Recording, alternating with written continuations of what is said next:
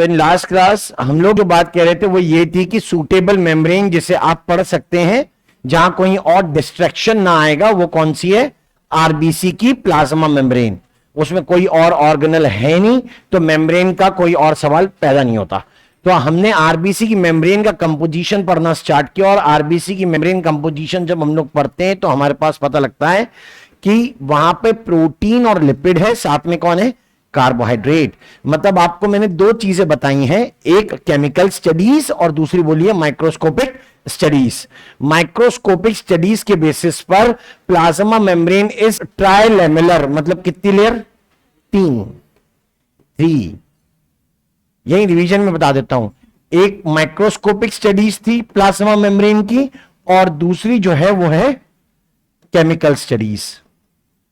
Chemical studies बात करेगी जिन चीजों की, वो देखते हैं। माइक्रोस्कोपिक ने बताया कि मेम्ब्रेन इज कितनी लेयर? 3 लेयर्ड। इसी को क्या बोलते हैं? ट्राइलेमुलर। थिकनेस मैंने बता दी है 70 से 75 एंगस्ट्रॉम के आसपास होगी। केमिकल स्टडी में हमें पता लगा है कि मेम्ब्रेन में कौन है? लिपिड्स हैं, प्रोटीन्स हैं। एनसीईआरटी की लाइनों को पढ़ोगे ना तो ऐसा लगेगा कि जैसे पता नहीं एक लाइन में सब लिखना उनको आता नहीं है, या फिर वो जानबूझ के लिखते नहीं है। मतलब वो किताब ऐसे बना रहे हैं कि तुम गलत करो। पहला पैराग्राफ पढ़ोगे, लिखा है लिपिड एंड प्रोटीन, फिर नीचे लिखता है कार्बोहाइड्रेट भी है, एक ही साथ लिख देता, हम इकट्ठा लिखेंगे lipid and protein along with carbohydrates. और हम जो ये बात कह रहे हैं कि दैट यहां पर रेशियो किसके वेरी करते हैं? रेशियो का वेरी करता किसका? Ratio of lipid and proteins very, ये चेंज होते हैं। अब जब ये चीज हमें मालूम है तो हम कंफर्म करने चले थे, और हमें जो मॉडल बेटर लग रहा है उसका नाम है फ्लूइड मोजाइक मॉडल। तो फ्लूइड मोजाइक मॉडल के बारे में जब हम लोगों को पढ़ना है तो आपको लास्ट क्लास में मैंने बताया था, हमारे लिए मैटर दो तरीके के हैं। हमारा मैटर अगर फैल जाए तो उसे कहते हैं फ्लूइड, और हमारा मैटर ना फैले तो मैटर कैसा है? सॉलिड। अबे रिजिड बोला था, हां ठीक है। तो हम लोग कहते हैं that will be rigid. In that cases हमारे पास ये जो दो चीजें हैं उनमें से फ्लूइड पे फोकस रखिए, रिजिड को छोड़िए। अब जो भी फ्लूइड हैं वो या तो लिक्विड हो सकते हैं या फिर गैस। तो हमारा कंक्लूजन पहुंचा है इस बात पर कि अगर किसी चीज को फ्लूइड साबित कर दिया तो इसका मतलब है एसिमेट्रिकल साबित कर दिया। आसान होगा, ठीक है। फिर माइक्रोस्कोपिक बेसिस पे तो हम एसिमेट्रिकल बोल ही चुके हैं एग्जामिन करने के बेसिस पे। तो आज की क्लास इसी चीज के बारे में है कि कौन सी मेम्ब्रेन किस तरीके की है, we have to learn about that. तो हमारे पास ये है डायग्राम। डायग्राम पे जाने से पहले, ठीक है, हमने केमिकल कंपोजिशन कहीं तो डिफाइन किया था ना रे, यहां थे फ्लूइडिटी का डेफिनेशन बताते हुए, है ना। चलो इसके आगे चलते हैं।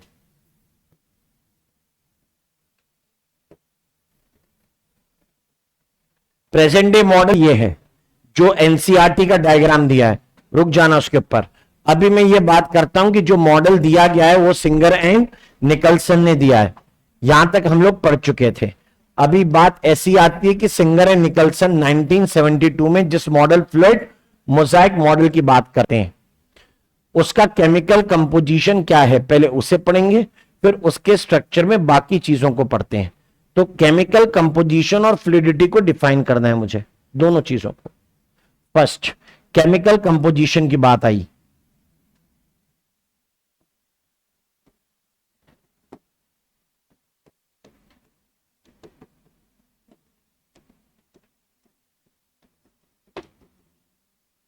तो केमिकल कंपोजिशन में मैंने पहली चीज यही लिखी कि जो भी चीजें केमिकल के नाम पर यहां प्रेजेंट है उसमें एक नाम आता है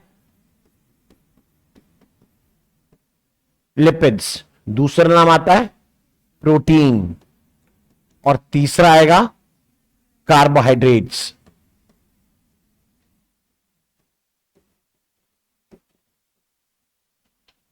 दीज थ्री, ऐसे इन तीनों के बारे में जब हम लोग पढ़ रहे हैं तो हम मेंशन कर सकते हैं यहां पे कि इन तीन के अंदर क्या प्रॉपर्टीज हैं और मेम्ब्रेन को ये क्या प्रोवाइड करते हैं। जब मेम्ब्रेन के इन कंपोजिशन के बारे में हमने पढ़ा है, अलग अलग लिपिड, प्रोटीन एंड कार्बोहाइड्रेट्स के बारे में, सो दे आर रिवीलिंग कि दैट मेम्ब्रेन में जो लिपिड होते हैं they are responsible for fluidity, वो मेम्ब्रेन की फ्लूइडिटी के लिए रिस्पॉन्सिबल है।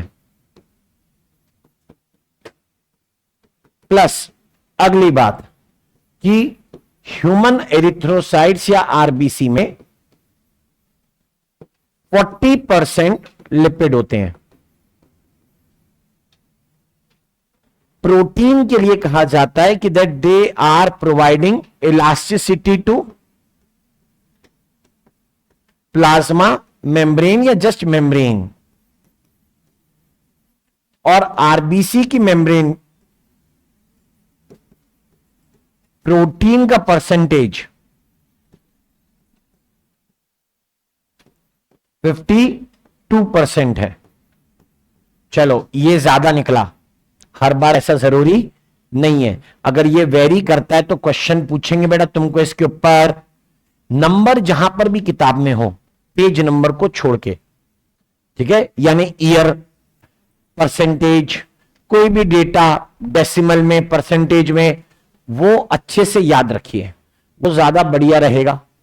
ठीक है, जितनी घटनाएं ईयर के साथ मेंशन्ड है, साइंटिस्ट का नाम या कोई डिस्कवरीज, उनको याद रखिए। Make a list of all these things. ऐसे 2-3 क्वेश्चन तो पेपर में आते ही हैं। ठीक है, ये तो हमें याद रखने ही है, इसमें गलती बर्दाश्त नहीं की जा सकती। Carbohydrate is associated with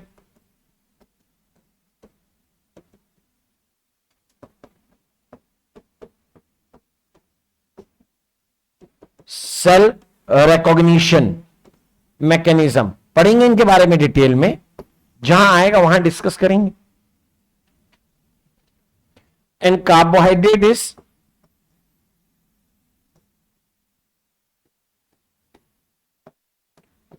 organic compound present in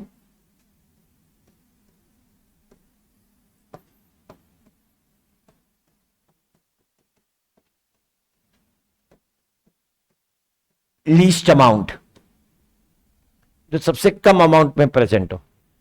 ये 3 अपने फंक्शन के साथ यहां पे मेंशन है। अगर मैं कहता हूं कि लिपिड फ्लूइडिटी के लिए रिस्पॉन्सिबल है, तो पहले उसका डिस्ट्रीब्यूशन बताना पड़ेगा।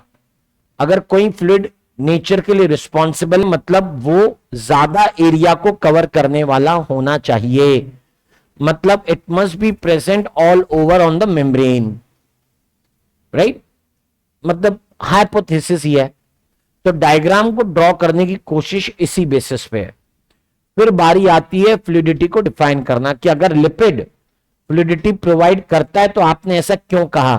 तो उन्होंने कहा कि लिपिड का प्रेजेंस मेम्ब्रेन में अलग अलग और अलग अलग साइड्स पर, अलग अलग पोजीशन पर, अलग अलग साइड्स पर पॉसिबल है।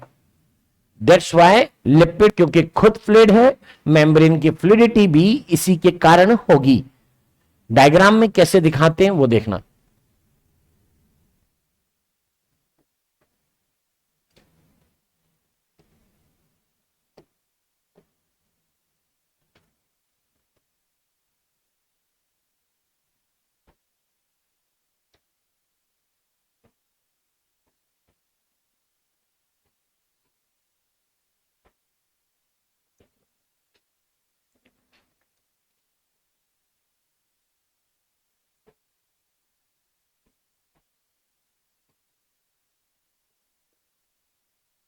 अब इसी को समझ लेते हैं जरा।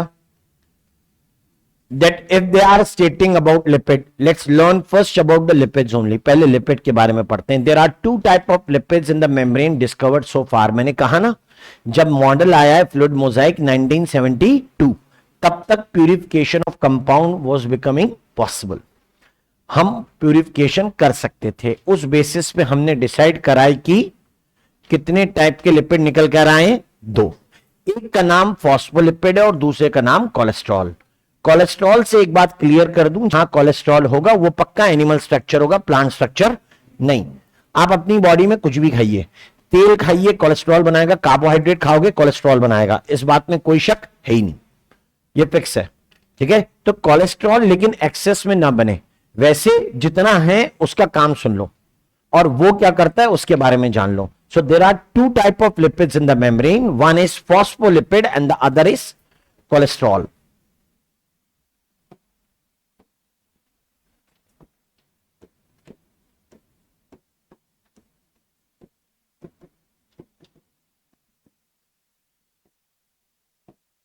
जो जैसा काम करेगा ना उसके बेसिस पे उसको एक्सप्लेन करने की कोशिश होती है एक्चुअली।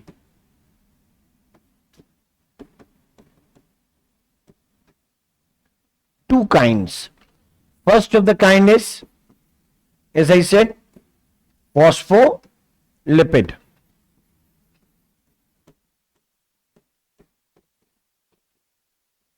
और दूसरे को हम लोग कहते हैं कोलेस्ट्रॉल।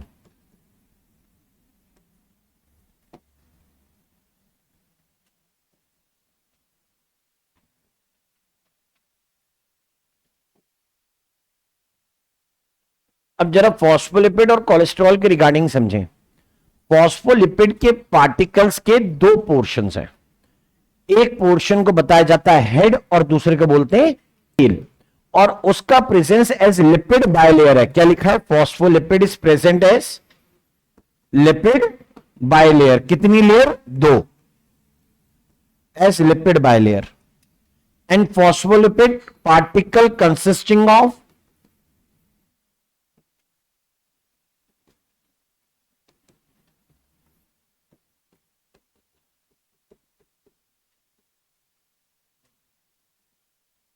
एक तरफ हेड और दूसरी तरफ टेल। रुको, ऐसे नहीं, डायग्राम में कि हेड ऐसा होगा और टेल ये रही, ये टेल है और ये हेड, और ये पूरा जो बना है ये क्या हो गया? बाइलेयर का एक portion, right? This one is head और पीछे जो बनी हुई है वो कैसी है? Tail. Let's learn about this head. Head के बारे में सीखते हैं। हेड के लिए कहते हैं that this is hydrophilic. Head कैसा है? हाइड्रोफिलिक है। जो हाइड्रोफिलिक लिखा जा रहा है उसको आप और क्या लिख सकते हो? पोलर। ठीक है, अगर मेम्ब्रेन में इसकी कंटिन्यूटी नीचे तक बना दो, ठीक है, अगर इसकी कंटिन्यूटी नीचे तक बना दो, देखो कैसे,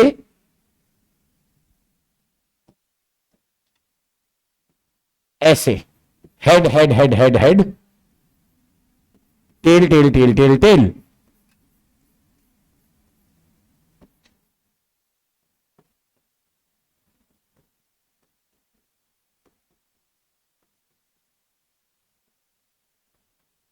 राइट, इस तरीके से बना दे। तो हमने अभी ऐसा बनाया है टॉप टू डाउन, अभी यहां पे हम लोग सीधा बना रहे हैं। तो ये फॉस्फोलिपिड इस तरीके से प्रेजेंट होंगे। बाइलेयर इसलिए कह रहे हैं क्योंकि ये दोनों आपस में जुड़ी हुई नहीं है। अगर टेल टेल से जुड़ जाए तो ये कैसी हो जाएगी? मोनोलेयर। ये जुड़े नहीं है, इनके बीच में बॉन्ड नहीं है। ठीक है, nature of the tail is just opposite. अगर हेड हाइड्रोफिलिक है, अगर हेड हाइड्रोफिलिक है तो टेल को क्या बोला जा रहा है? That tail is hydrophobic. कि टेल के लिए लिखते हैं कि टेल हाइड्रोफोबिक है। अगर कोई चीज हाइड्रोफोबिक हुई तो इसका मतलब हो गई non polar. Right, hydrophobic and non polar हो गई।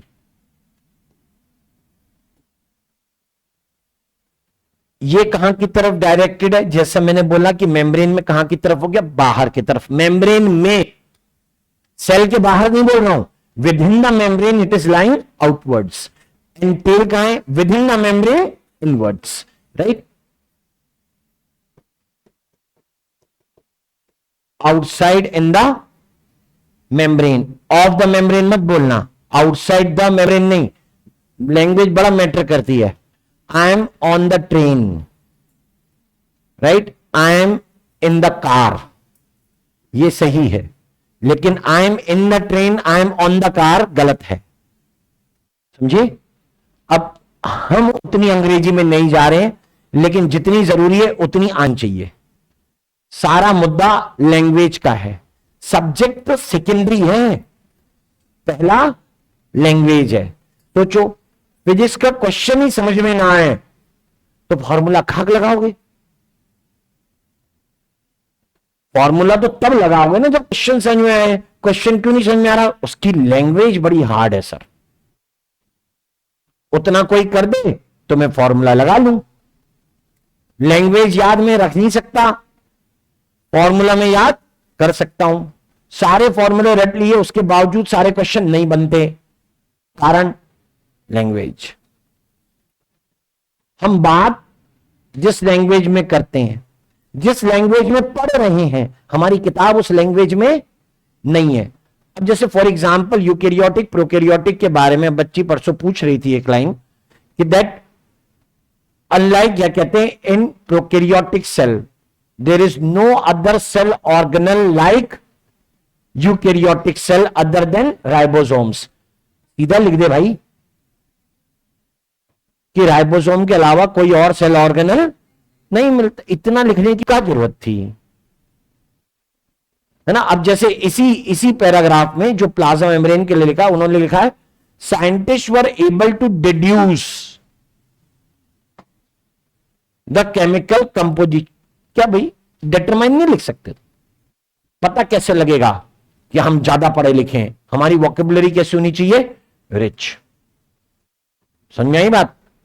बस सीधी सीधी अंग्रेजी लिखेंगे तो लगेगा ही नहीं कि अपन बड़ी क्लास की किताब पढ़ रहे हैं, ऐसा लगेगा अपन छोटी क्लास की किताबें पढ़ रहे हैं। मुझसे पूछो फोटोसिंथेसिस की डेफिनेशन, तुम अलग बोलोगे, मैं अलग बोलूंगा। क्यों? Language. The illuminated plant cells combine CO2 and water to form their food. खत्म। तुम बोलोगे in the presence of sunlight, ये वो ऐसा वैसा ना, नहीं, हमने बोल दिया ना इल्यूमिनेटेड। अब वो ट्यूबलाइट भी हो सकती है, वो बल्ब भी हो सकता है। सारा मुद्दा लैंग्वेज का है। आपकी कमांड जितनी अच्छी लैंग्वेज पे होती है, उसकी अंडरस्टैंडिंग जितनी अच्छी होती है, आप उसको उतनी इजीली पढ़ते हैं, समझते हैं, उतना फास्टर जाते हैं। और एनसीईआरटी की किताब इस काम के लिए नहीं बनी, समझे? इसलिए उसको पढ़ने में लोगों को लगता है टाइम ज्यादा, और इसलिए मैं कहता हूं कि ज्यादा टाइम नहीं देना। जो समझ में नहीं आया वो याद कैसे होगा पढ़ने से? नहीं हो सकता। तो आप 10 बार पढ़िए, 15 बार पढ़िए, आप 25 बार पढ़िए, फिर भी एनसीईआरटी की लाइन वाला क्वेश्चन क्या कर दोगे? गलत। अगर याद होता तो सही कर लेते, लेकिन याद तब करते जब समझ में आता। समझ में तब आएगा जब उसकी लैंग्वेज आएगी। नहीं आ सकती।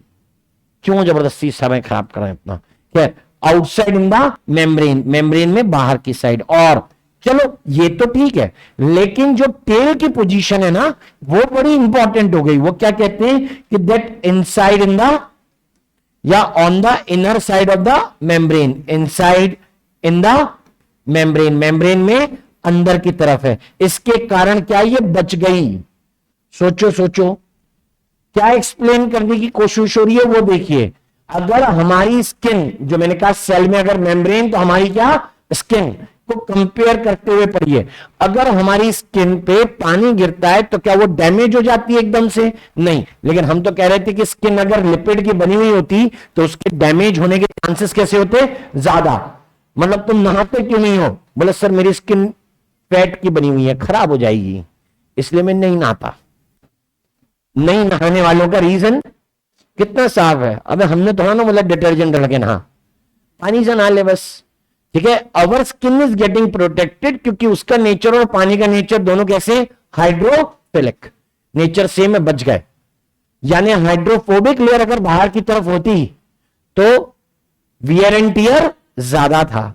यानी हमने टेल को प्रोटेक्ट कर दिया बाय कीपिंग इट इनसाइड। अच्छा, यही बात क्या एक्सप्लेन करती है उसे सुनिए वर्बली। अब उतना हाई लेवल क्वेश्चन नहीं आएगा, इसलिए सिर्फ सुनिए, लिखने की जरूरत नहीं है।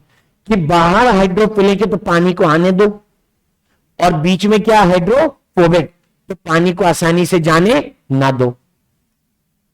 समझे? मतलब एक लेयर कहती है आने दो, बीच वाली फिर कहती है जाने मत दो। यानी अगर पानी रिटेन कर लिया या बॉडी ने ले लिया तो आसानी से बाहर निकलेगा नहीं या फिर अंदर जाएगा ही नहीं। समझे? मेम्ब्रेन का स्ट्रक्चर इस तरीके का है। तो inside the membrane therefore protected from aqueous environment, पानी वाले एनवायरमेंट से बच गया, नहीं तो पूरी मेम्ब्रेन खराब हो जाती। ठीक, ओके, क्लियर? ये हाइड्रोफोबिक टेल काय की बनी हुई है, तो ये डिपेंड करता है कि प्लांट पढ़ रहे हो या एनिमल। अगर मैं एनिमल सेल पढ़ रहा हूं तो मैं यहां पे लिखता हूं कि ये सैचुरेटेड हाइड्रोकार्बन की है। Non polar tail is made up of saturated hydrocarbons.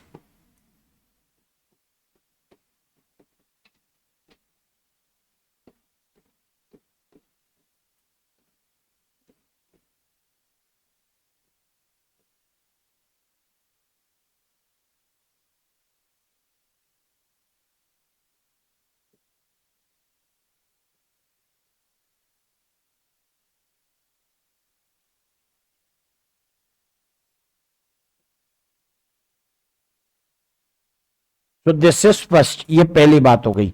अगला सुनो, दूसरा कंपोनेंट कौन है? कोलेस्ट्रॉल। हमने लिपिड के फंक्शन पढ़ लिए हैं कि लिपिड फ्लूइडिटी प्रोवाइड करता है, लिपिड ही फ्लूइड है। कोलेस्ट्रॉल के बारे में कहते हैं कि वो हर जगह नहीं होता, कुछ कुछ जगह पे होता है। एज थिकनिंग एट सर्टेन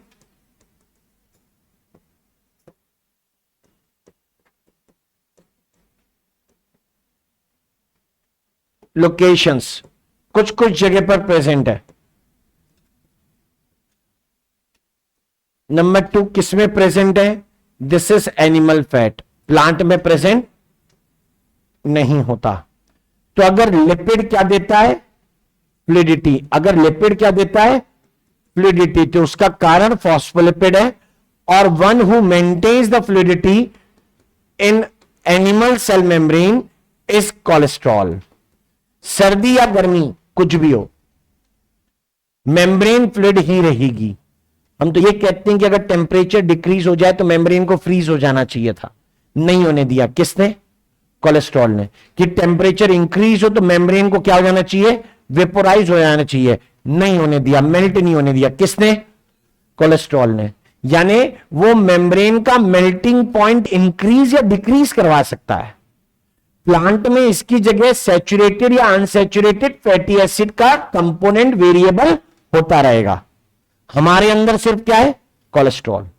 ठीक है, हमारे अंदर कोलेस्ट्रॉल है। प्लांट में सैचुरेटेड अनसैचुरेटेड एसिड के, फैटी एसिड के प्रोपोर्शन चेंज होते रहते हैं। आपने देखा सोयाबीन का तेल हो, मूंगफली का तेल हो या सरसों का तेल हो, कभी पैकेट उठा के देखिए, उनके पीछे लिखे लेबल में मेंशन रहता है कि कितना अनसैचुरेटेड फैटी एसिड और सैचुरेटेड फैटी एसिड उनमें है। नहीं देखा? जागरूक बनो, जागो ग्राहक जागो। उस पर लिखा है सूफा पूफा मूफा, राइट? सूफा मतलब सिंपल अनसैचुरेटेड फैटी एसिड, मूफा मतलब मल्टी अनसैचुरेटेड, एंड पूफा मतलब पॉली अनसैचुरेटेड फैटी एसिड। ये सारे तेल में अलग क्यों है? क्योंकि वो सारे तेल जिन प्लांट से मिले वो अलग अलग सीजन में लगते हैं। अलग अलग सीजन की requirement of tolerance to temperature अलग अलग होती है। प्लांट टेम्परेचर के अकॉर्डिंग अपने आप को बदलते हैं। हम बदलते हैं क्या? नहीं। क्लियर? हम नहीं बदलते। हमारे अंदर क्या है? कोलेस्ट्रॉल। प्लांट अपने आप को बदलते हैं। वो क्या करते हैं? सैचुरेटेड या अनसैचुरेटेड फैटी एसिड का अमाउंट कम या ज्यादा कर सकते हैं। ठीक है, अब जैसे नारियल तेल है, इट इज लार्जली सैचुरेटेड, घी के जैसा जम जाता है, बाकी तेल नहीं जमते हैं। तो ये बड़ा इंटरेस्टिंग सी चीज है। खैर, कभी आगे काम आएगा। तो ये कोलेस्ट्रॉल की बात करते हैं कि इट मेंटेन्स द फ्लूइडिटी, मतलब टेम्परेचर कुछ भी हो, ठंडा हो गर्म हो, वो पूरे टाइम फ्लूइड बने रहे। ये काम कोलेस्ट्रॉल ने किया है।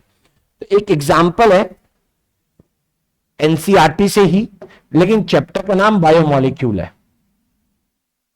उस कंपाउंड का नाम दिया हुआ है लेसेथिन, और इस साल आपके नीट का क्वेश्चन भी है 2024 का, लेसिथिन इन प्लाज्मा मेम्ब्रेन। उसके स्ट्रक्चर को हम लोग देखेंगे 9.1 बायोमोलिक्यूल्स में फिगर का नंबर।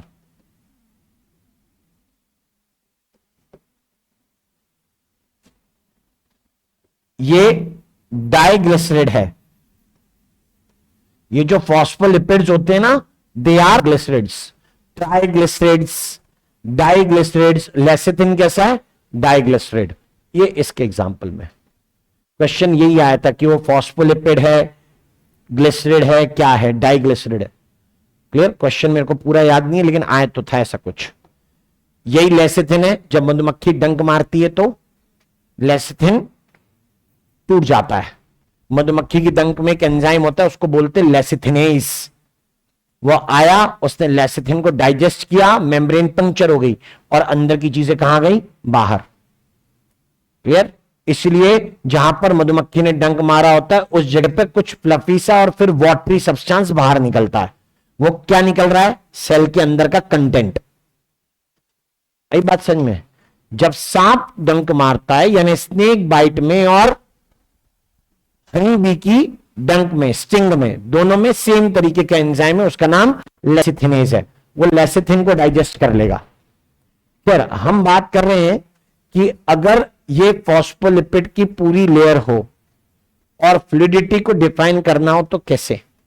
मुझे अभी प्रोटीन के बारे में पढ़ना है। यहां लिपिड का नेचर जो दिखाई पड़ रहा है वो कैसा है? पोलर भी है और नॉन पोलर भी है। ध्यान दीजिए, वो नॉन पोलर भी है और पोलर भी है। तो जो पोलर और नॉन पोलर दोनों हो, ऐसे मॉलिक्यूल को बोलते हैं एम्फीपैथिक। दिमाग में रख लीजिए, बोलेंगे एम्फीपैथिक। ये एक्सप्लेन कर रहा है कि हाइड्रोफोबिक चीजें तो मेम्ब्रेन से जाती ही हैं, लेकिन हाइड्रोफिलिक भी कुछ अमाउंट में जा सकती हैं। ये पूरी तरीके से रिपेल नहीं होगी, माइट भी स्लो जाएगी लेकिन जाएगी। अभी ये लिपिड के बारे में। अब दूसरी चीज सुनो, दूसरी बात आती है किसके बारे में? प्रोटीन्स के बारे में। प्रोटीन के बारे में सिंगर ने 1971 में मेम्ब्रेन को डिटर्जेंट से धोने के बाद बताया कि कुछ आसानी से अलग हो गए हैं और कुछ आसानी से अलग नहीं हो पा रहे हैं। एक है इंट्रिंसिक और दूसरे हैं एक्सट्रिंसिक। हमें पूरे कंपोजिशन को पढ़ना है ताकि फ्लूइडिटी को डिफाइन कर पाए।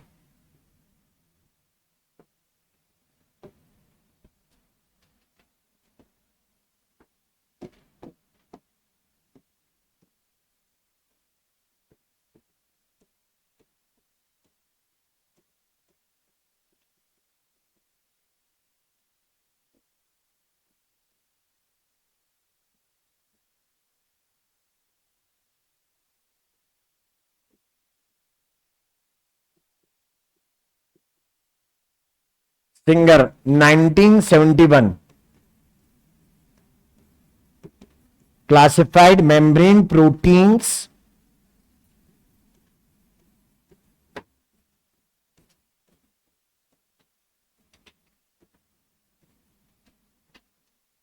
on the basis of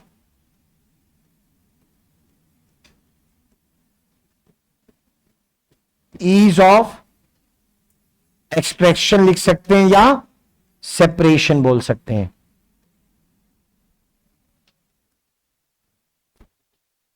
right? अब ये ईज ऑफ सेपरेशन की बात चले, किससे? व्हेन मेम्ब्रेन इज डिसोसिएटेड, उसको तोड़ा गया है काय के यूज से? डिटर्जेंट के, बाय डिटर्जेंट।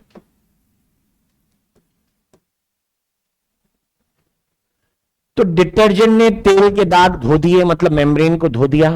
अब मेम्ब्रेन के हो गए टुकड़े, कुछ टुकड़ों के साथ में प्रोटीन आया है और कुछ प्रोटीन अलग अलग है। ठीक है?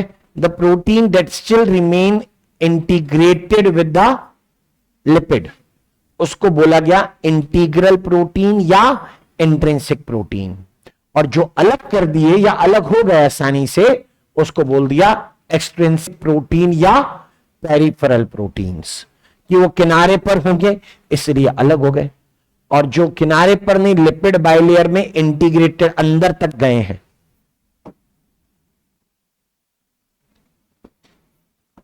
उनको बोला गया है इंटीग्रल प्रोटीन्स, या दूसरा नाम क्या बोल सकते हो, intrinsic. The other one is peripheral proteins, या इसी को बोलेंगे एक्सट्रिंसिक।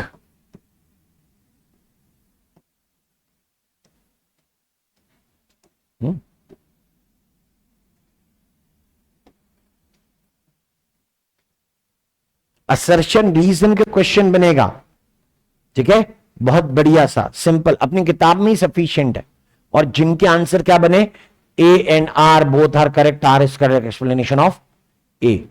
हमें उन्हीं ए आर से मतलब है, जिसका आंसर कुछ और लगता हो वो कोई भी बनाए, हमें कौन से वाले चाहिए, A R both are correct, R is correct explanation of A. Confusion उन्हीं में होता है, कंसेप्ट की अंडरस्टैंडिंग उसी के लिए चाहिए, बाकी नहीं। ए आर करने का सही तरीका, पहले क्या पढ़ो, रीजन, फिर कहां जाओ, असर्शन पे, समझ गए। ऐसा नहीं कि पहले असर्शन पढ़ लिया फिर रीजन पे, फिर तो तुम ना जबरदस्ती जोड़ोगे, जबरन में क्या दो स्टेटमेंट पक्का रिलेट कर रही होंगी, अबे नहीं करती, दो सही स्टेटमेंट हमेशा रिलेट कर रही हो ऐसा जरूरी नहीं है, ठीक है। मैंने खाना खाया, अब मैं कपड़े प्रेस करूंगा, ये दो स्टेटमेंट है, रिलेट करे जरूरी है क्या, इसमें एक ही कॉमन है, कौन, मैं, रीजन तो नहीं है। खाना खाना और प्रेस करना क्या रिलेटेड है एक दूसरे से, लोग सोचने लग जाए क्या पता सर कमजोरी आ रही हो इसलिए खाना खाने के बाद प्रेस करेंगे, इसलिए मैंने ये सोचा था, इतना नहीं सोचते हैं। ऑब्जेक्टिव क्वेश्चन मतलब अप्रोच कितनी रहनी चाहिए, क्वेश्चन तक, उससे लेफ्ट राइट नहीं, बिल्कुल भी नहीं। इंटीग्रल प्रोटीन्स,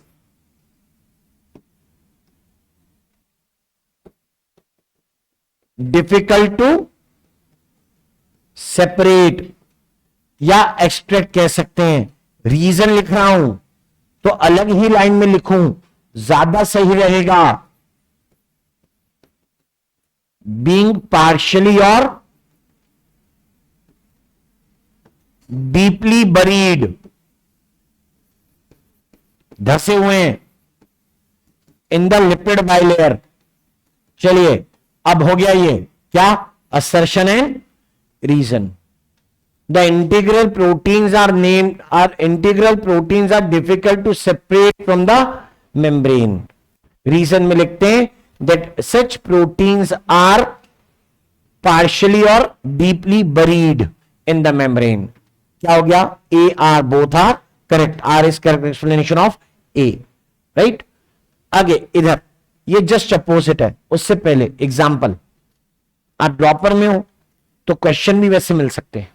कोई सोचेगा तो ना कि तुमने ड्रॉप लिया, वो सोचेंगे तुमने 11th और 12th तो पढ़ ही ली है, तो इसलिए वो कभी भी भटक सकते हैं।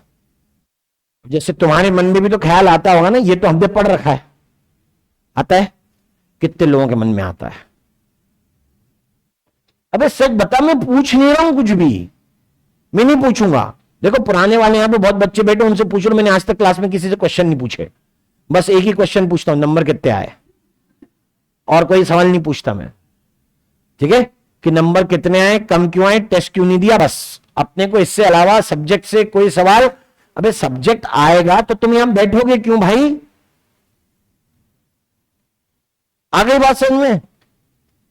मैं ये पूछ ही नहीं रहा हूं तुमसे सब्जेक्ट के बारे में, बस इतना पूछ रहा हूं। कभी कभी लगता है ना ये हमने पढ़ा है, ये हम क्यों पढ़ रहे हैं, ये किताब तो मैंने पहले से देख रखी है, लगता होगा कि नहीं लगता। वैसे ही पेपर बनाने वाले को भी लगता है कि तुमने ये क्या कर रखा होगा, पढ़ रखा होगा। तो मैं भी यही सोच रहा हूं, अगर मैं ऐसा सोच रहा हूं तो मैं क्या बोलूंगा, रेस्पिरेशन चैप्टर के अंदर इलेक्ट्रॉन ट्रांसपोर्ट सिस्टम में एक नाम लिखा है, उसको बोलते हैं यूक्यू, यूबी यूबिक्विनॉन, ठीक है। और यूक्यू देख के या यूबिक्विनॉन के बेसिस पे जब हम लोग बात करते हैं ना, तो हम कहते हैं कि वो यूबिक्विनॉन क्या चीज है, तो यूबिक्विनॉन एक इंट्रिंसिक प्रोटीन है। उसी पैराग्राफ में एक और एक नाम लिखा है, उसका नाम है साइटोक्रोम CYT.C। उसके लिए लिखा है कि वो कैसा प्रोटीन है, एक्सट्रिंसिक प्रोटीन है। कुछ याद आए, अपनी किताब में है, ठीक है, बट चैप्टर थोड़ा अलग है। हाँ, तो हम लिखते हैं एग्जाम्पल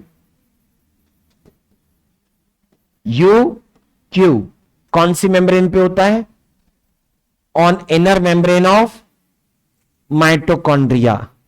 देख, क्वेश्चन बनाने वाला लिहाज नहीं करता, दिक्कत यही है, क्योंकि तुम मानोगे हो नहीं, अगर क्वेश्चन करने की कोशिश करोगे तो इधर उधर के क्वेश्चन लगाओगे ही ना, मेरे मना करने पर भी लगाओगे। इसलिए मेरे को थोड़ा ध्यान देना पड़ेगा, अपनी इज्जत की खातिर लिखा रहा हूं मैं। बाकी मैं कभी ये सवाल नहीं पूछूंगा जब तक रेस्पिरेशन ना हो जाए, वहां पूछूंगा कि बेटा कौन सा प्रोटीन होगा, इंट्रिंसिक या एक्सट्रिंसिक, सिर्फ रिवाइज करवाने के लिए। ये एक एग्जाम्पल है। और कोई जो इंट्रिंसिक प्रोटीन हो, हां, है ना, प्रोटॉन चैनल याद आ रहा है, बस वही, कौन, F0 यानी प्रोटॉन चैनल। किसके एग्जाम्पल है, इंट्रिंसिक प्रोटीन के। उधर चलते हैं दूसरी तरफ, they are easy to separate. Reason लिखूं क्या, नहीं, इजी टू सेपरेट क्यों, they are not buried partially और deeply, that's why easy to separate.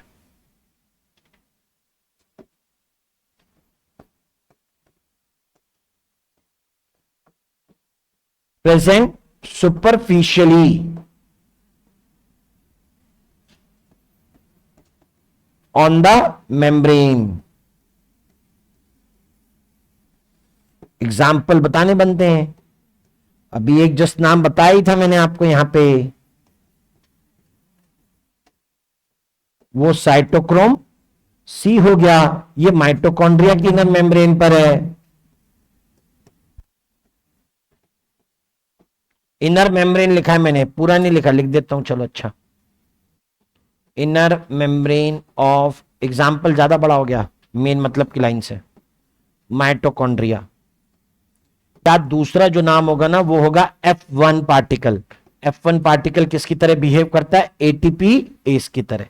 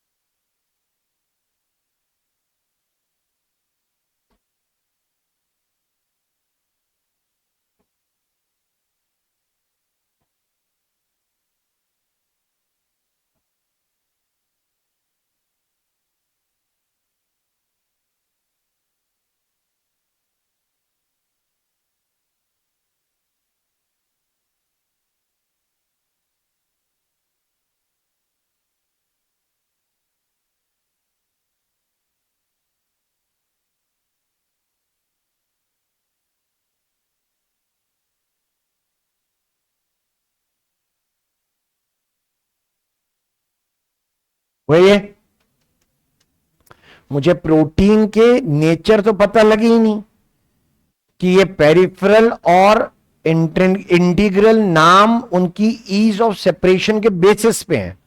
बाद में जब इनका केमिकल एनालिसिस करते हैं तो प्रोटीन तो अमाइनो एसिड से बने हुए हैं, और कंस्टिट्यूएंट अमाइनो एसिड प्रोटीन की प्रॉपर्टी डिसाइड कर देते हैं। जैसे आप बोलते हो हिस्टोन प्रोटीन्स आर बेसिक, क्योंकि उसमें कौन से टाइप के अमाइनो एसिड ज्यादा है? बेसिक अमाइनो एसिड ज्यादा है। यानी किस तरीके के अमाइनो एसिड प्रेजेंट है, ये प्रोटीन की फंक्शनिंग या उसके केमिकल बिहेवियर को डिटरमाइन करेंगे। हमने देखा कि प्रोटीन्स कैसे निकले। प्रोटीन्स में अमाइनो एसिड भी पोलर भी हो सकते हैं और नॉन पोलर भी, सेम टू सेम, किसके जैसे? Lipid, right. मेम्ब्रेन के प्रोटीन भी polar and non polar amino acid से बने हुए हैं, यानी ये भी क्या हो सकते हैं? एम्फीपैथिक। तो बात ऐसी आती है मेम्ब्रेन प्रोटीन से related he, that membrane protein को फंक्शनली 3 कैटेगरी में डिवाइड किया है। Made up of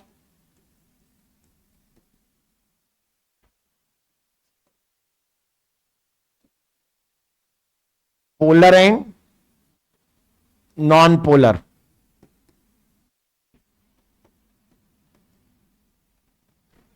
amino acids.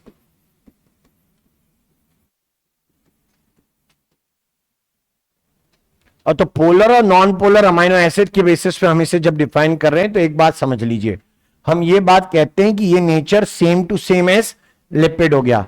बाकी based on function, as per functions, membrane proteins are 3। Membrane proteins के 3 टाइप है।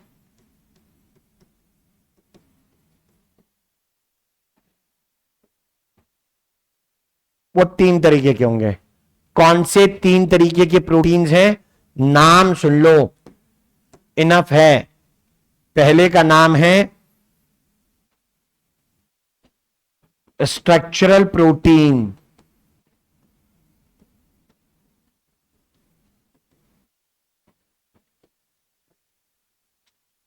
दूसरे का नाम है ट्रांसपोर्ट या कैरियर प्रोटीन,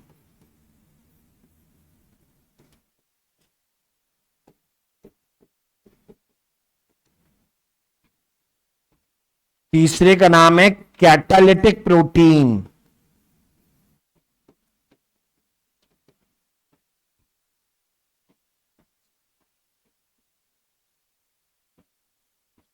कैरियर प्रोटीन के 2 टाइप हैं, एक जिन्हें लिखते हैं पोरेंस या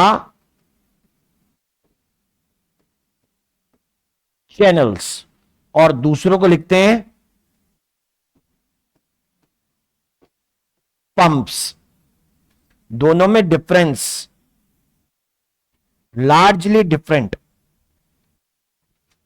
दोनों में डिफरेंस है। क्या डिफरेंस है? कि जो पोरिन या पंप होंगे, दे विल बी पोरिन या चैनल होंगे, these will be involve in downhill transport, मतलब पार्टिकल के हायर कंसेंट्रेशन, हायर प्रेशर या हायर एनर्जी से लोअर कंसेंट्रेशन, लोअर प्रेशर या लोअर एनर्जी की तरफ जाना। जहां पानी कम है वहां से जहां पानी ज्यादा है वहां से जहां पानी कम है की तरफ जाना डाउनहिल मूवमेंट है। तो अगर कोई कैरियर मॉलिक्यूल इसमें पार्टिसिपेट करता है तो वो या तो पोरिन होंगे या फिर चैनल, अलग अलग चीजें दोनों, या पोरिन होंगे या channel. And this kind of transport is along the concentration gradient, तो इसको बोलते हैं पैसिव ट्रांसपोर्ट। पोरिन या चैनल एक किसमें काम करेंगे? पैसिव ट्रांसपोर्ट में। पैसिव का दूसरा मीनिंग होता है डाउन हिल ट्रांसपोर्ट। एग्जाम्पल क्या होता है? Facilitated diffusion.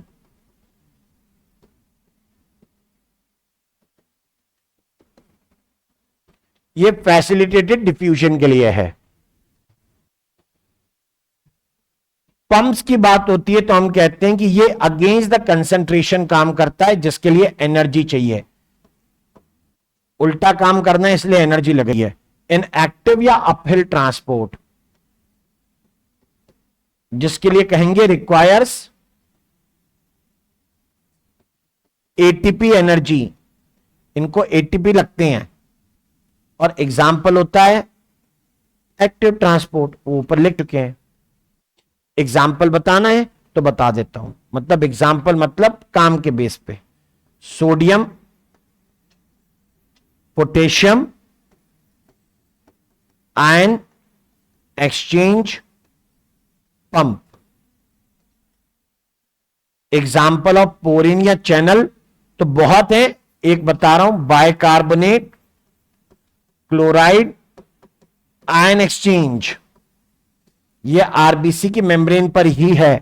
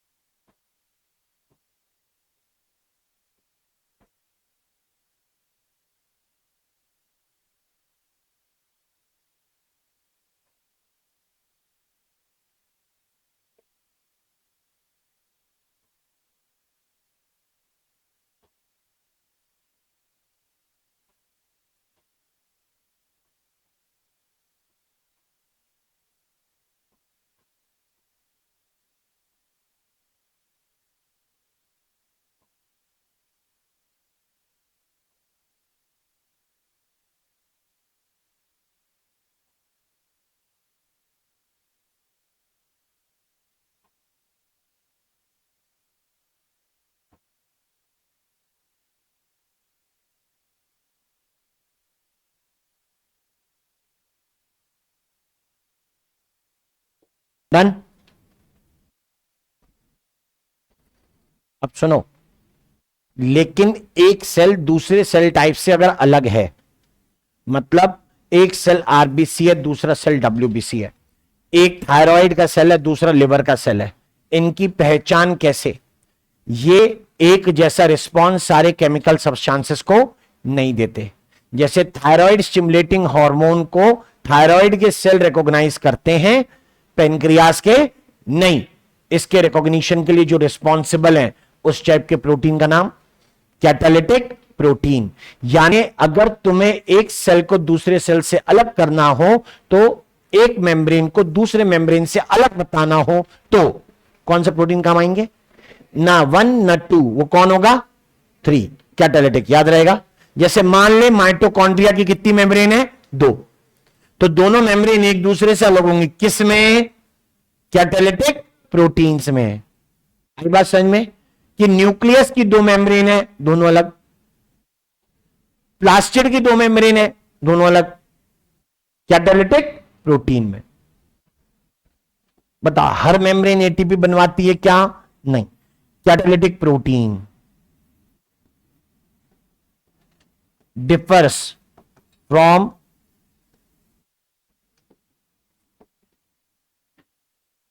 one kind of cell to another kind।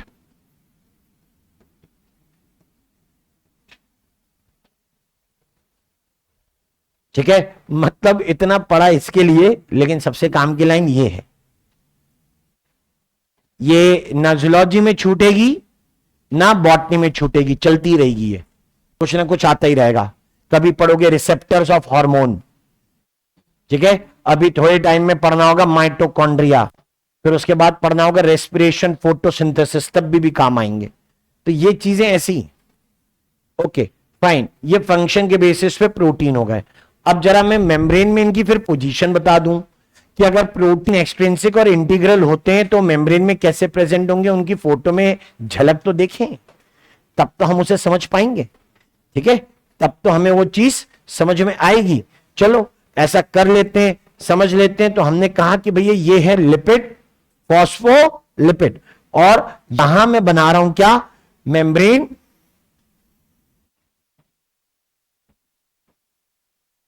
Protein.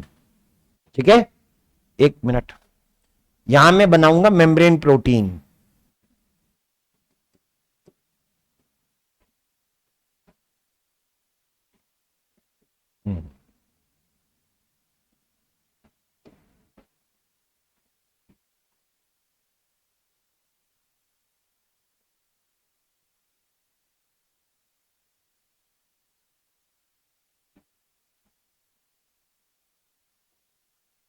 ठीक, ये मेम्ब्रेन प्रोटीन है।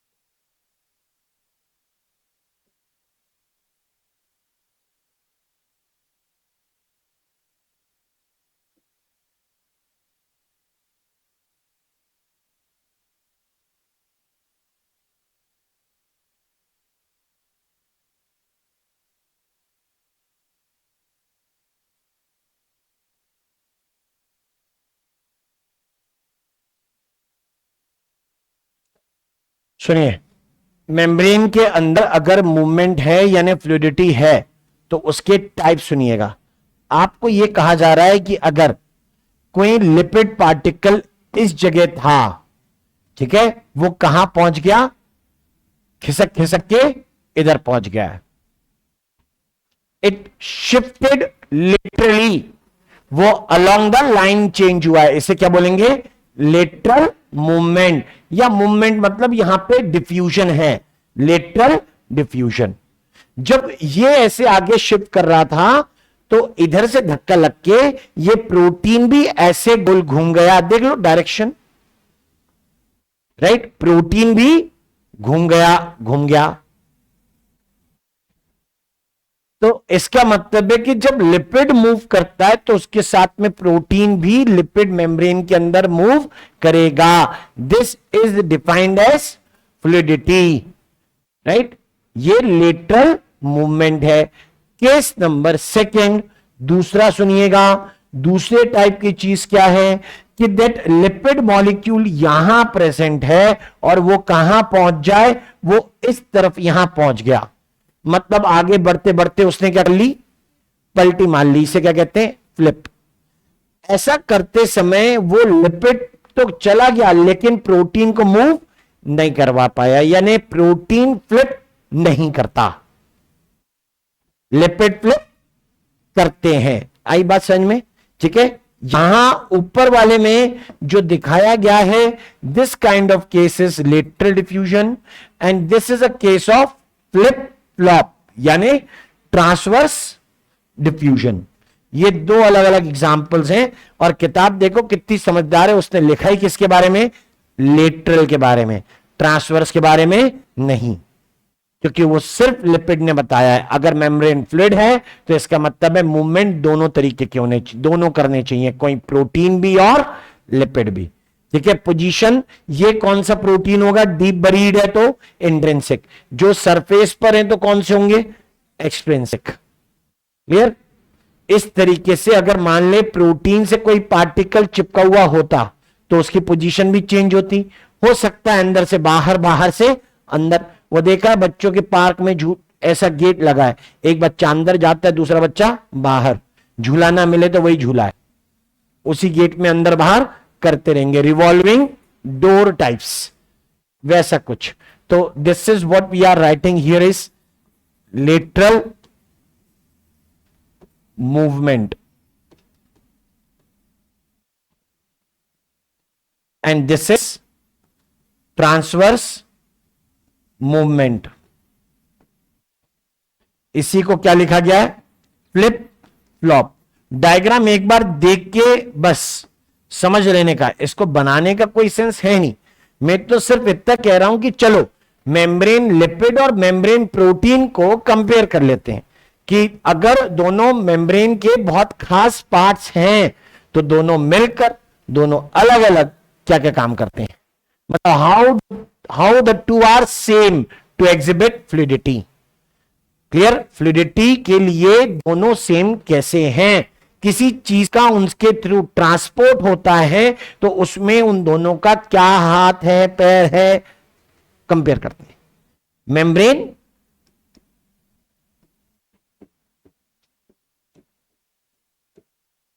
लिपिड एंड मेम्ब्रेन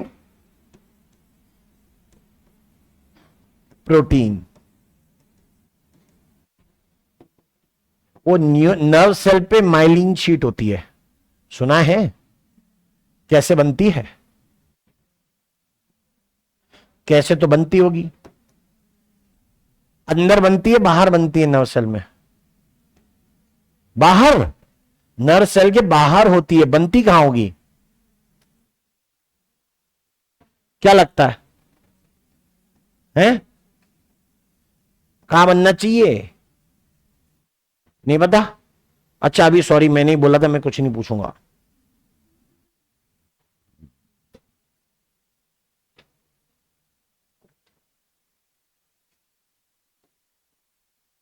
सेल के अंदर से ही आई होगी, ठीक है?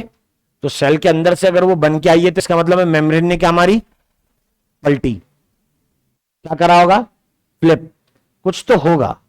ऐसे कैसे नहीं तो बनेगी? कॉमन सेंस आप लगाइए, मेरे पास नहीं है, मैं यूज नहीं करता, ना उसका कोई फायदा है।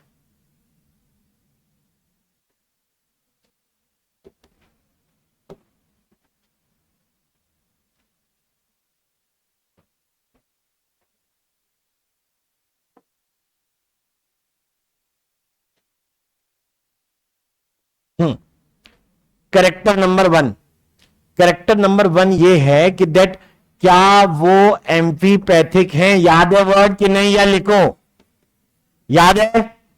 Polar and non polar both, जो पोलर नॉन पोलर दोनों हैं वो क्या है, एम्फीपैथिक। यानी ये एम्फीपैथिक है क्या? हां। क्या ये एम्फीपैथिक है? हां। अभी तो बोला मेम्ब्रेन प्रोटीन में पोलर और नॉन पोलर दोनों टाइप के अमाइनो एसिड हैं, इसका मतलब मेम्ब्रेन प्रोटीन भी क्या हो गए, एम्फीपैथिक।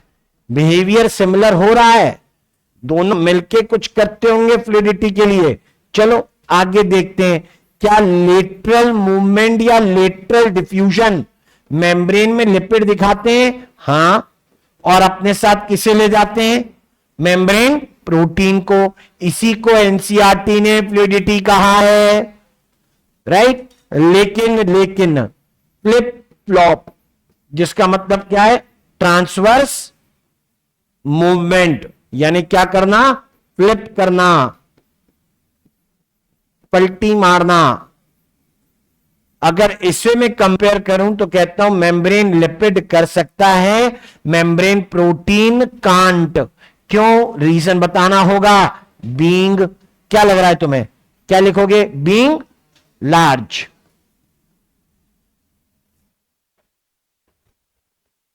ओके, एंड देन कि चलो रोल भी बता देते हैं, रोल या फंक्शन। तो मेम्ब्रेन को मेम्ब्रेन लिपिड ने क्या दिया, मैंने आपको बोला क्या दिया, फ्लूइडिटी। और प्रोटीन ने क्या दिया था, इलास्टिसिटी।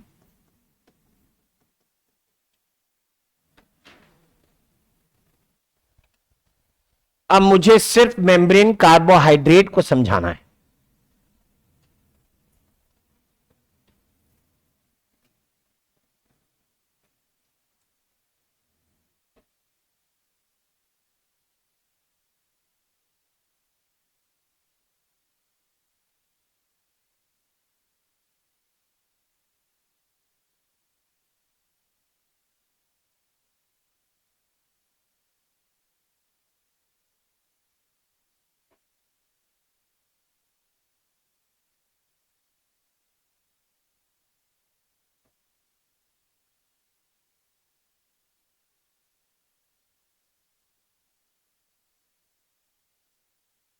जब प्रोटीन ट्रांसवर्स मूवमेंट,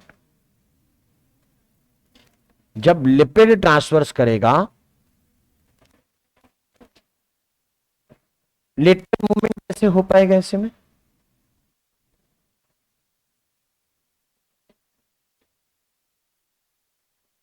इमेजिन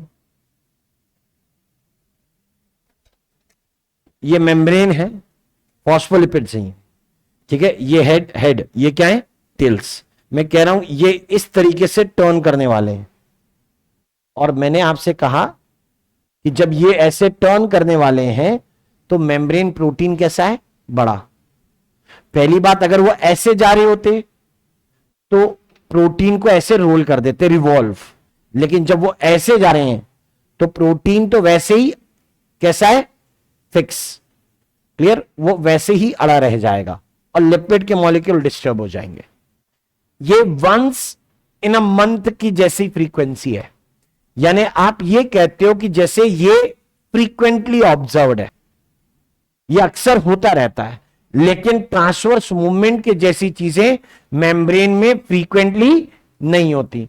करता सिर्फ लिपिड है, लेकिन उतना फ्रीक्वेंट नहीं। किसी वियर एंड टियर का चांस हो जाए कि बाहर की सरफेस को रिपेयर की रिक्वायरमेंट हो, तो वो पलटी काम आएगी, क्योंकि रिपेयर कौन हो करेगा? इनर साइड, अंदर की तरफ से रिपेयर होगा, साइटोप्लाज्म की साइड से रिपेयर होगा। वह ये डायग्राम में एक चीज बाकी रहती है, उसका नाम है कार्बोहाइड्रेट्स, या जिसे उन्होंने लिखा है sugar. Word sugar commonly in general language associated है मोनोसेक्राइड्स एंड डाइसेक्राइड से, पॉलीसेक्राइड को नहीं बोलते। सबको मिलाकर कार्बोहाइड्रेट्स बोल देते हैं, चाहे मोनो, डाइसेक्राइड, ओलिगोसेक्राइड या पॉलीसेक्राइड हो। ठीक है, तो अब मैं ये कहता हूं कि जैसे मैंने मेम्ब्रेन के ऊपर कार्बोहाइड्रेट्स को देखा, तो ये देखा कि that those carbohydrate are sugar and that too oligosaccharides, मतलब जिसमें 2 to 8 यूनिट्स ऑफ मोनोसेक्राइड होते हैं, यानी ये ज्यादा बड़ा मॉलिक्यूल नहीं है। जब मैं कहता हूं प्रोटीन है तो बड़ा मॉलिक्यूल है, लिपिड तो वैसे भी क्या होते हैं? माइक्रो मॉलिक्यूल, लेकिन चिपक के रहते हैं तो बिहेव ऐसा करते हैं कि क्या होते होंगे? Macro, but they are not. ठीक है, प्रोटीन होते ही मैक्रो मॉलिक्यूल है। तो हम कहते हैं कार्बोहाइड्रेट के जो फॉर्म मेम्ब्रेन पर प्रेजेंट है वो ओलिगोसेक्राइड है, लेकिन खास बात यह है कि that they are not present alone, वो अकेले नहीं है, वो प्रेजेंट होते हैं प्रोटीन के साथ जुड़े हुए। आप इससे बोलोगे कंजुगेट, या फिर लिपिड के साथ जुड़े हुए, कंजुगेट, कंजुगेट लिपिड्स या conjugate proteins.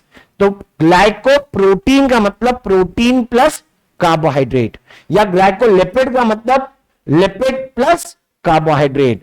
So it means lipid के ऐसे फॉर्म जिनमें एक पार्ट कार्बोहाइड्रेट, प्रोटीन के ऐसे फॉर्म जिनमें एक पार्ट कार्बोहाइड्रेट। हम उसी कार्बोहाइड्रेट की बात कर रहे हैं, that is present in the least amount and confined to outer surface of the membrane only.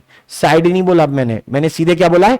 Surface, बाहरी दुनिया की साइड, साइटोप्लाज्म की साइड में नहीं, सिर्फ बाहर की तरफ। यानी आप इसके अक्रेंस की बात अगर देखें तो हम यहां फोकस करते हैं जिससे लिखा है हमने शुगर। तो शुगर के लिए बताई गई बातों में पहली बात, एक ओलिगोसेक्राइड,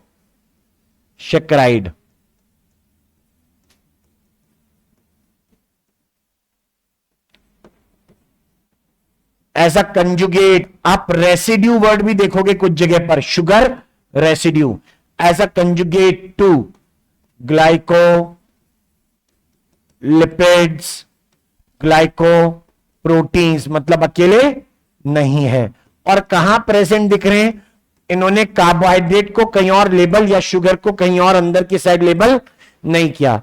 इसको देख के मैं कह सकता हूं ये बाहर की दुनिया, ये साइटोप्लाज्म इस तरफ, यानी it is present only on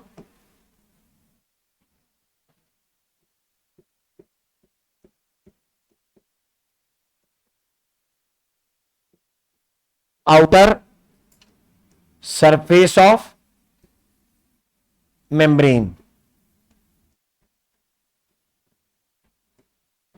ये मेम्ब्रेन के सिर्फ आउटर सरफेस पर है और कहीं पर भी प्रेजेंट नहीं है।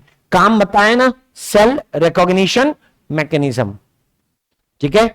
जैसे डोरबेल बजने के बाद आप की होल से देख रहे हैं कौन आया है, कोई पहचान करनी हो तो दरवाजा नहीं खोलना, घर वाले बोल के गए हैं। हमारी मेमोरी में ये चीज क्या है? फीड। ये मेमोरी किसकी होगी? कार्बोहाइड्रेट की। कौन फीड करके रखेगा? ये कार्बोहाइड्रेट। यानी अगर ये कार्बोहाइड्रेट रेसिड्यू ना हो तो स्ट्रेंजर बॉडी सेल में एंटर कर जाएंगी।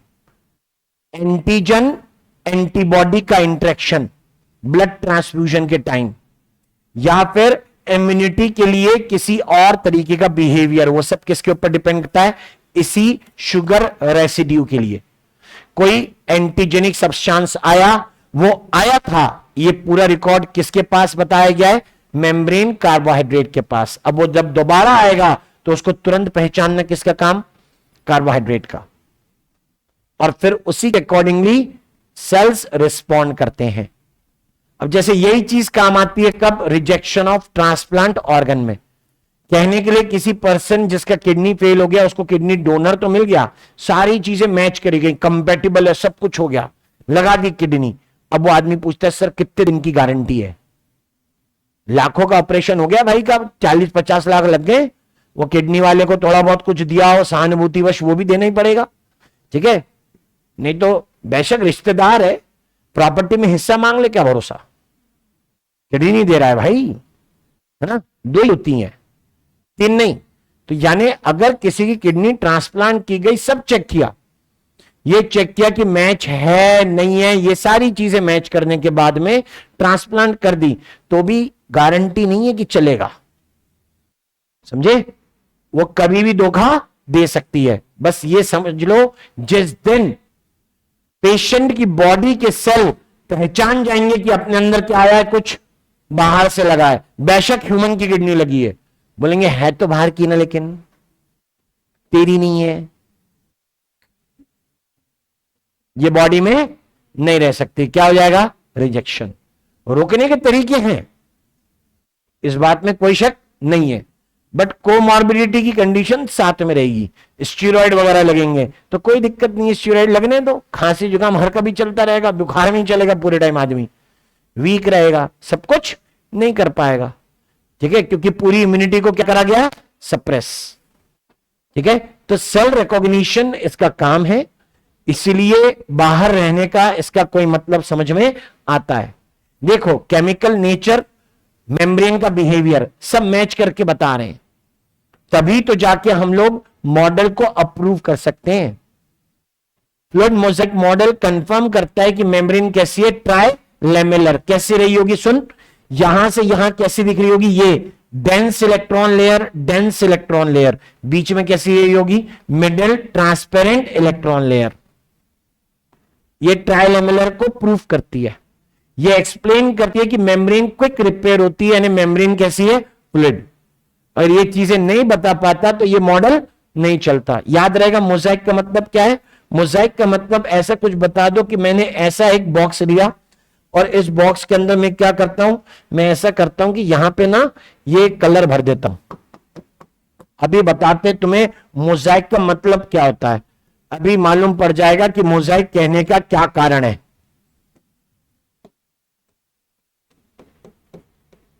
ये मैं डॉट्स बना रहा हूं, बड़े रैंडम बना रहा हूं, मैं तो नंबर तक नहीं गिने कितने हैं, ठीक है, और ना तुम गिनने की कोशिश करना, क्योंकि कोई फायदा है नहीं। मैं तो बस इतना बताना चाह रहा हूं कि तुम इस बॉक्स को किसी भी जगह से कट करो, you will never get 2 identical pieces. आपको कभी भी इक्वल या फिर सेम पीसेस नहीं मिलेंगे। जिसमें सेम पीसेस ना बन पाए, ठीक है, वो क्या है, एसिमेट्रिकल। वो कैसा पैटर्न है, मोजाइक पैटर्न है, इसी को मोजाइक पैटर्न कहा गया है। तो मेम्ब्रेन भी कैसा पैटर्न है, मोजाइक यानी एसिमेट्रिकल। तो अगर नॉर्मल लैंग्वेज में लिखा जाता है तो हम ये कहते हैं that protein icebergs are floating in the sea of lipid. अब आइसबर्ग छोटा सा हो सकता है, पेरिफेरल प्रोटीन, डीप हो सकता है ओशन में, इंटीग्रल प्रोटीन, सी खुद कैसी है, लिपिड की, यानी फ्लूइड है।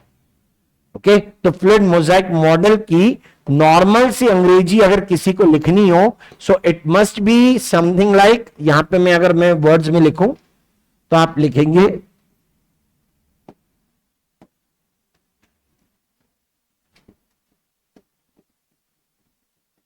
प्रोटीन आइसबर्ग्स आर फ्लोटिंग, यानी मोजाइक पैटर्न देने वाला कौन हो गया मेम्ब्रेन को, प्रोटीन, राइट। मोजाइक पैटर्न देने वाला कौन है, प्रोटीन, और फ्लूइड कौन है, lipid. Protein icebergs are floating in sea of lipids. ये इनकी नॉर्मल लैंग्वेज है, मतलब मॉडल की लैंग्वेज है। ऑफिशियली वो ऐसा स्टेट करते हैं फ्लूइड मोजाइक मॉडल को। That is it. ये मेम्ब्रेन की बात हो गई। अब पढ़ते हैं मेम्ब्रेन के फंक्शन। तुम कहां लिख रहे थे, ये लिखा गया, सेल रिकॉग्निशन अलग से यहां लिख दे,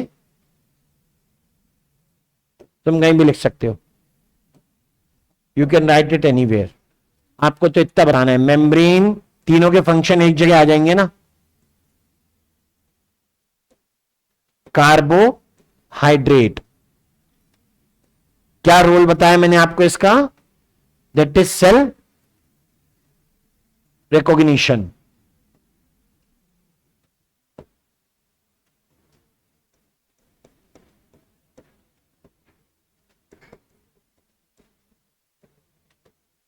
मैकेनिज्म, और सेल रिकॉग्निशन मैकेनिज्म बेसिस बनता है तीन चीजों का। नंबर पहली जिस चीज का बेसिस बना, मैंने क्या बोला, rejection of transplant organ.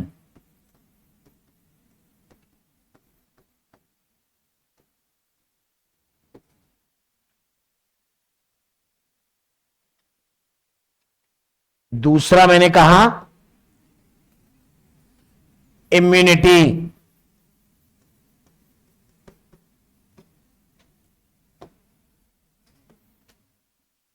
and the third that I am stating here, blood transfusion में एंटीजन एंटीबॉडी इंटरेक्शन।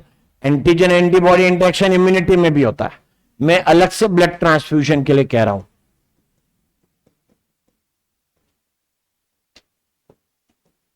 क्योंकि वो इम्यूनिटी का नहीं है ना।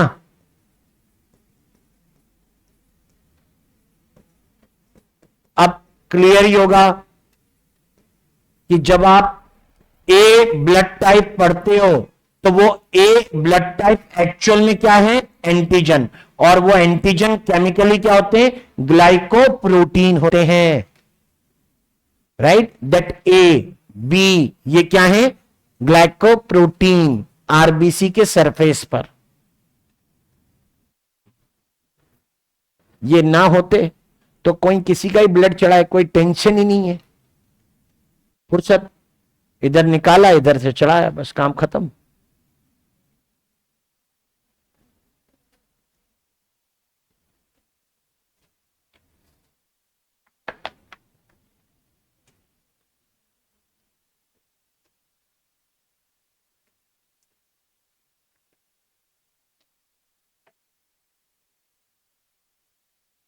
डन।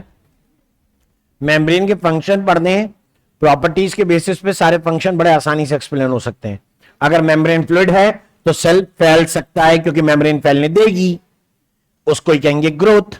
सेल कॉन्ट्रैक्ट हो सकता है बीच में से भी, तो cell furrow, cytokinesis in animal cell, cell divide हो गया, राइट। सेल अगर मेम्ब्रेन से सराउंडेड है और मेम्ब्रेन अगर फ्लूइड है तो फ्लूइड आड़ी टेढ़ी भी जा सकती है। मान ले किसी सेल के ऐसे किनारे बने तो दूसरा सेल उससे पास में आके जुड़ सकता है, यानी क्या बन जाएंगे, जंक्शंस, गैप जंक्शंस या टाइट जंक्शंस। ये सब फ्लूइड नेचर से एक्सप्लेन्ड है।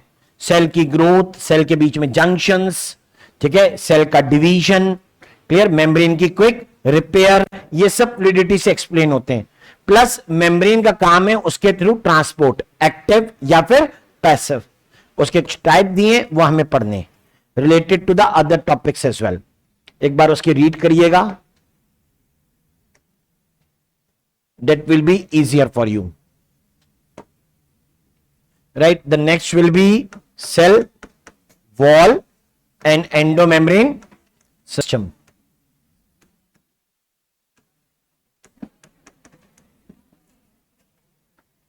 Thank you.